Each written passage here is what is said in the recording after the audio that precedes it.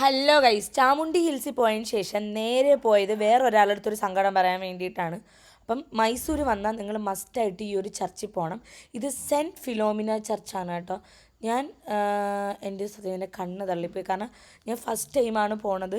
കണ്ടപ്പോൾ എങ്ങനെയെന്നറിയോ, European like ആ ഒരു സിറ്റിയിൽ യൂറോപ്യൻ ടച്ചിലുള്ള ഒരു ചർച്ച് കാണാൻ നല്ല ഭംഗിയായിരുന്നു. പക്ഷെ ഒടുക്കത്ത വെയിലായിരുന്നു. പക്ഷെ കുഴപ്പമില്ല, തലയിലൊരു തുണിയൊക്കെ ഇട്ടുകൊണ്ട് പെട്ടെന്ന് മാക്കനെ നടന്ന് അവിടെ പോയി നിന്ന് കുറേ നേരം പുറത്ത് ആ ഭംഗി ആസ്വദിച്ചുകൊണ്ട് പറഞ്ഞാൽ ഒരു ആ ഒരു സിറ്റി പറഞ്ഞാൽ മൈസൂർ അറിയാം, ഭയങ്കര കാടും ഭയങ്കര എന്തോന്ന് നല്ല പ്രകൃതി രമണീയായ സ്ഥലത്ത് ഭയങ്കര ഒരു യൂറോപ്യൻ ടച്ചിലുള്ള ഒരു ചർച്ച്. അത് കാണാൻ തന്നെ നല്ല ഭംഗിയായിരുന്നു കേട്ടോ. നല്ല നൈസായിരുന്നു, അകത്തും അടിപൊളിയായിരുന്നു.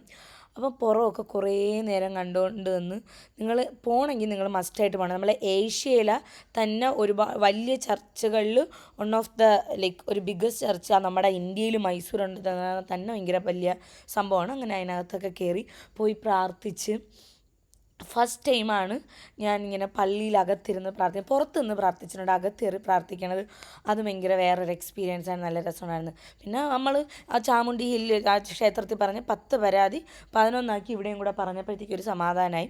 11ാമത്തെ പരാതി വരണ വഴിക്ക് തന്നെ കിട്ടി. അപ്പോൾ ആ 11ാമത്തെ പരാതിയും കൂടെ അവിടെ പറഞ്ഞ് നൈസായിരുന്നു കേട്ടോ. അതൊക്കെ കണ്ട് നിങ്ങൾ എന്തായാലും മൈസൂർ പോകുമ്പോഴത്തേക്ക് മസ്റ്റായിട്ട് ഇവിടെ പോകണം.